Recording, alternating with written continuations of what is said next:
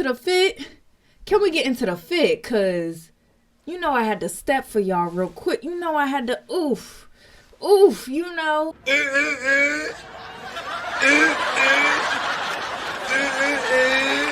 say you're round in half. I say you're round in half in your mouth. I know I normally dress very girly, but I have my moments where I'll put on street style clothing and I'll be like a mini tomboy with a cute face. You know what I'm saying? So, you know, I got the Burberry under, you know, to fit the collar. I got the Cuban link chain. The Cuban link. Sensational. Enough about the fit, okay? Let's get into the nitty gritty, okay? Welcome to the Barbie Life 2.0 podcast. I'm your host, Shakira, aka Barbie 2.0. And today we are going to talk about Mariah The Scientist because she recently did an interview with Beats ATL. And towards the end of the interview, she was talking about colorism and how people try to discredit her as an artist because they feel like she has light skin privilege. So I wanted to watch the clip with you guys and kind of give my commentary in between because I have a lot to say and there's a lot to unpack from this interview. And I just want to give a big shout out to one of my subscribers for bringing this to my attention. And her name is Dessa World. So thank you so much for sending me this. And now we're going to get into the nitty gritty because it's a lot to unpack. Okay. So let me play the clip for y'all. I'm a black woman, a light-skinned black woman. So there has been things that I've had to deal with as well. And I don't want to say that it's us against each other. But like you said, like it is sometimes. Like some of the most, and that's why with the conversation of women, right? And it really gets sad. Like I have cried over this like plenty of times. I feel like it's like the most hate I get, it be from women. It don't be from men. Like, you know, it's like, and it be like from black women. Mm-hmm. You know, and it made me feel like, it made me think about like hearing my mom be sad about how she looks because someone else doesn't like the way she looks. And it's just like, that's really messed up, you know? Yeah. I first want to unpack what she just said. Okay, so before this clip, she was explaining her mother's experience as a light-skinned black woman.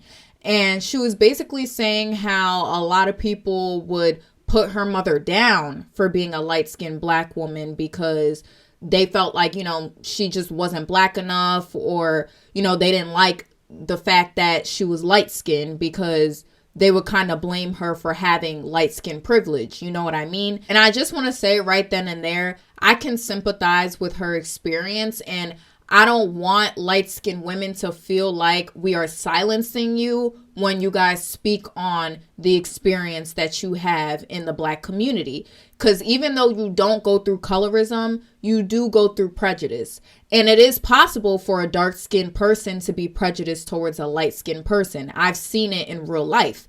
And I do think that there are some instances where dark-skinned people will take their frustrations out on light-skinned people because they see that light-skinned people benefit from colorism and they're super frustrated about the fact that they don't reap the benefits. And I think that it's damaging to our community, and it doesn't help us move forward, and it doesn't help us come together as a community, because at the end of the day, yes, light-skinned people do benefit from colorism, but it's not their fault that they benefit from colorism. So we have to remember that we need to use our voices to educate rather than put our frustrations on them. Okay. However, it's important to note the fact that light-skinned women do not go through colorism, and the most they can go through is prejudice. So while they may get hate from other black people in the community, they still will reap the benefits of colorism because colorism is a systemic form of oppression.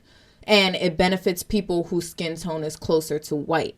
And when we do have conversations about colorism, I don't think that it's the right time for light-skinned people to start talking about the prejudice that they face, because you're taking away attention from the dark-skinned people who actually do experience colorism.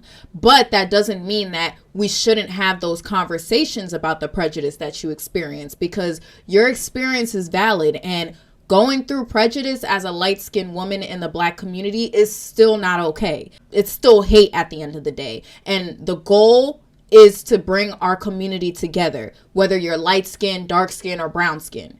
So I just wanted to point that out, but let's continue. I mean, I feel you. I've had to go through it. I had to go through it growing up. And then in this conversation, right? People will listen to this conversation and they'll take it and they'll be like, oh my God, those light-skinned women are crying and complaining about how they look and this and that. And it's like, we're not crying and complaining about how we look. The bottom line is, we had things we went through. Yeah. I cannot change this. Yeah. And the crazy part is.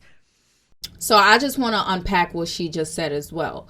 So she was basically talking about how she didn't choose to be a light-skinned girl. And listen, I understand where you're coming from, okay? I didn't choose to be a dark-skinned girl. Light-skin privilege and colorism was all a systemic form of oppression that was created by white people. So you were born into a colorist world and you didn't choose the skin tone that you have. However, I do notice that a lot of light-skinned people like to say comments like, oh, well, I didn't choose to be light-skinned, to try to dismiss the conversation of colorism. And I think we need to understand that at the end of the day, yes, you didn't choose to be light-skinned, but that doesn't mean we're going to just dismiss the conversation of colorism because it's not your fault. We still need to talk about it anyways. At the end of the day, it's still an issue that is hurting our community and dividing us every single day.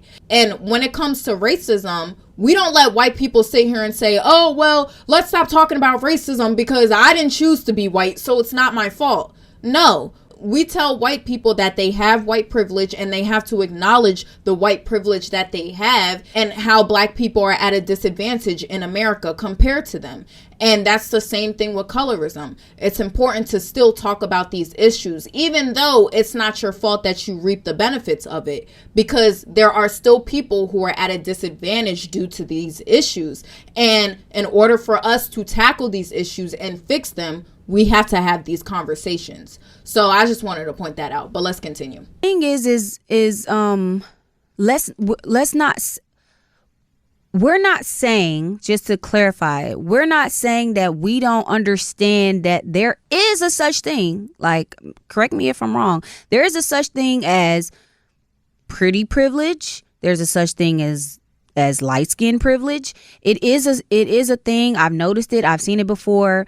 But I think our issue is stop trying to make the fact that that's a thing. It's not our right. fault. You don't even know my stance on it. You don't even know that I don't fuck with that. You don't even know that it's been times when a nigga might say out his mouth, I only fuck with light skinned women. And you have to correct the nigga like, who the hell you talking to? Like what? You know, you don't understand that as much as you don't fuck with that, neither do I. Right. So it's like to sit around and make it seem like it's like a.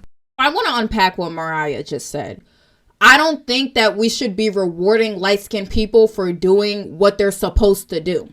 You're not supposed to be colorist, and you are supposed to check people who are colorist as a Black woman. So you don't get a gold star or you don't get a cookie for doing that. And I feel like a lot of light-skinned people tend to use that argument to try to justify why they are with the people. And it's like, listen, you don't get a gold star or a badge for that, okay? You're supposed to do that. That's expected. The same way how we shouldn't invite white people to the cookout because they stand up for Black people in instances where racism is taking place.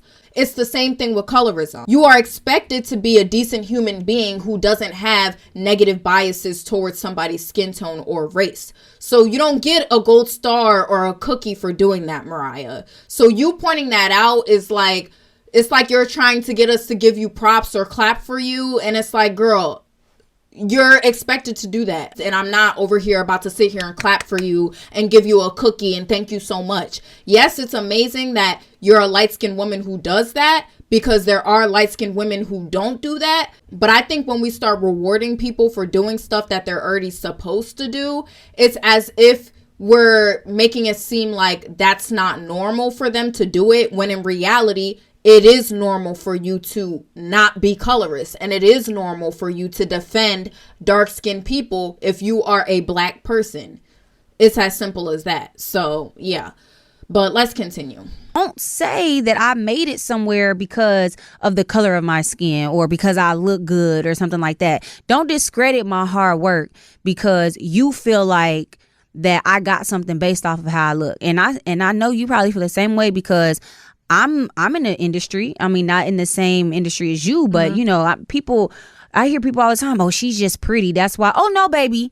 Because I've been working for a very, very, very long time. Even the music conversation, you know, they be saying stuff like, my music only does what it does because I look a particular way and this and that and blah, blah, blah. And it's like, I know for sure I had a song that went platinum last year and a lot of people heard it and nobody knew that it was me. I would do a show and people would say, oh, that's who sang that song? Right. They didn't even know that, you know, and it's like, it's instances like that, or it's instances like, you know, they say that I have this advantage, an unfair advantage, and I'm thinking to myself, I have built supporters and I have sold out shows and I appreciate that, and I have been blessed with an avenue that I can do things for myself and my family. But it's like, what particular accolades are y'all talking about? You know, I don't have no Grammys. I don't have no. My music isn't played on the radio like that. Yeah. Like, stop trying to make it seem like that I'm like I am on top of the world, and it's because I am light skinned. Yeah. So I just want to unpack that whole conversation right there because that was super ignorant to me. And I'm very disappointed that Mariah even opened her mouth to say that. Listen, when we talk about colorism, okay, we are not saying that you didn't work hard, okay? When we talk about colorism and we're speaking on light-skin privilege, we are not taking away credit from light-skinned people. We are not saying that light-skinned people didn't work hard to get to where they're at.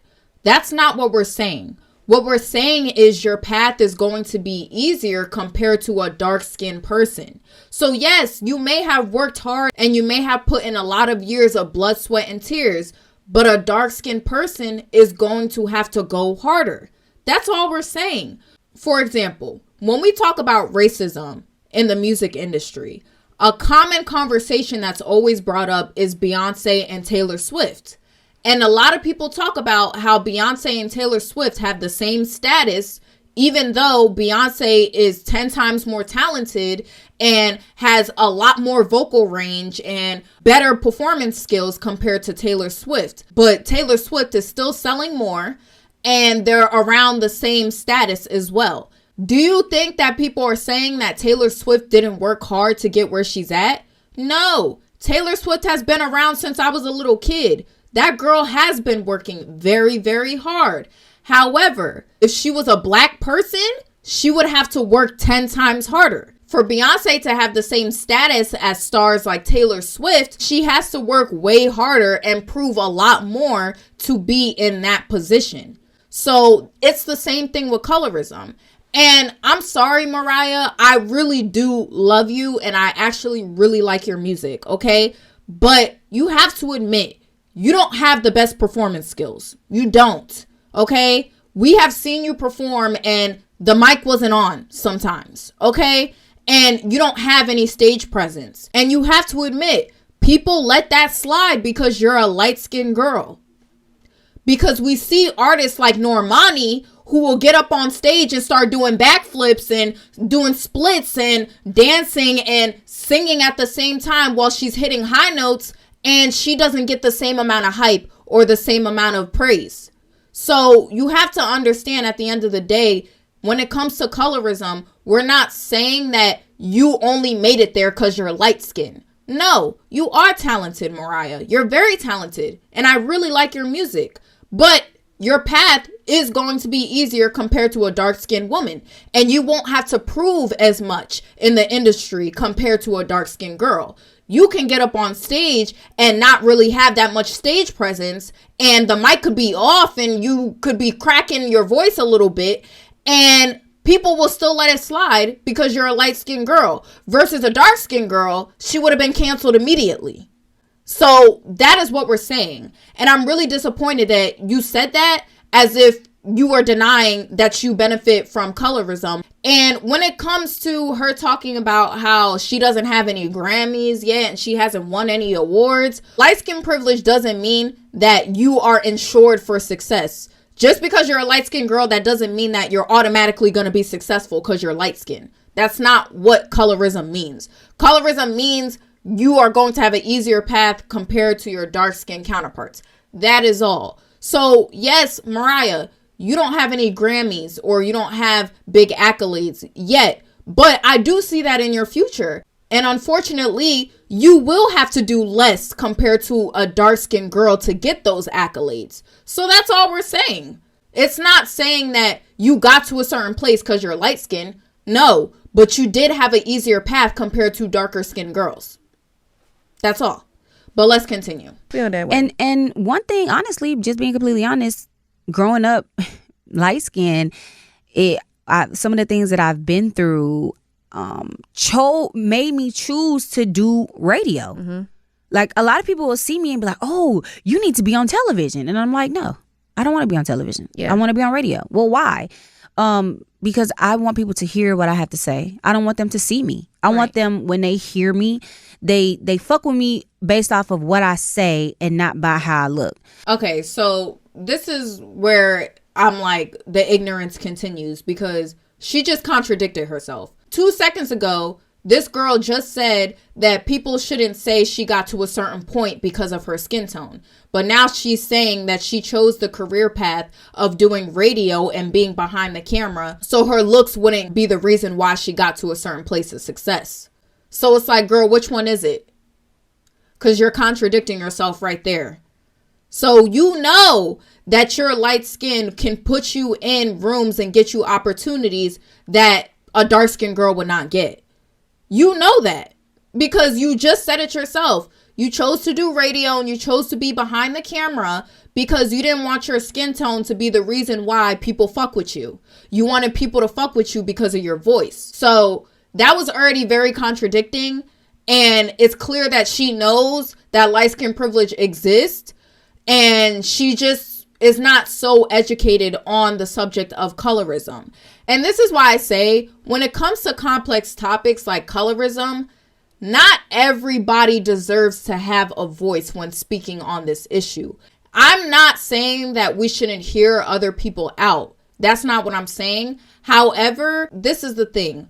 Yes, I appreciate when light-skinned women do advocate for dark-skinned women openly. And I hope that I motivate light-skinned women every day to stand up for dark-skinned people and defend us.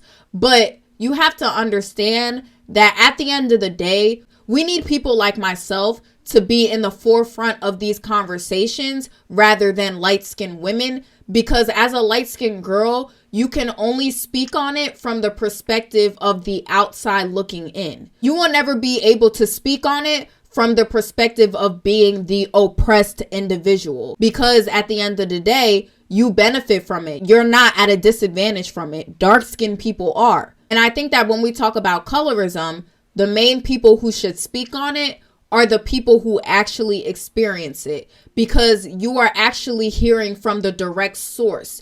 You're hearing from the person who actually is oppressed from it, rather than somebody who can only speak on it from the outside looking in. Because yes, they can sympathize with us, but they'll never understand. Just like with racism, for example, we have people like Dr. Umar, right? But we also have white activists as well. But it's very important that we have Dr. Umar in the forefront of the conversation when it comes to racism, because he is the direct source. He is the black man who is oppressed from racism. So he can give you the real because he experiences it.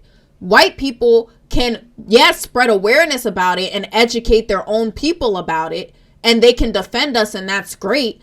But at the end of the day, they can only give you that perspective from the outside looking in. And sometimes that can translate into ignorance in certain conversations. So while I do think that certain parts of this conversation was very productive, I also think that certain parts of this conversation between these two women were also ignorant, because at the end of the day, they just will never understand. they will never understand what it's like to walk in my shoes or to walk in other dark-skinned girls' shoes.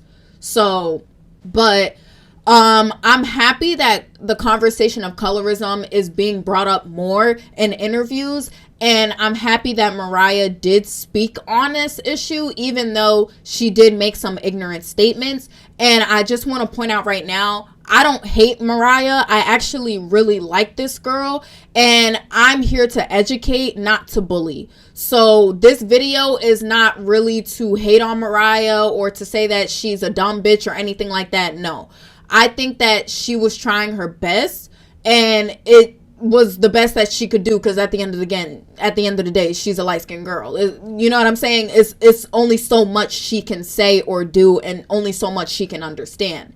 And I hope that she has these conversations with darker skinned people in real life, and she can kind of gain more perspective and gain more of an understanding. So when she does publicly have these interviews and she speaks on these issues, she doesn't say ignorant stuff like she did in this one.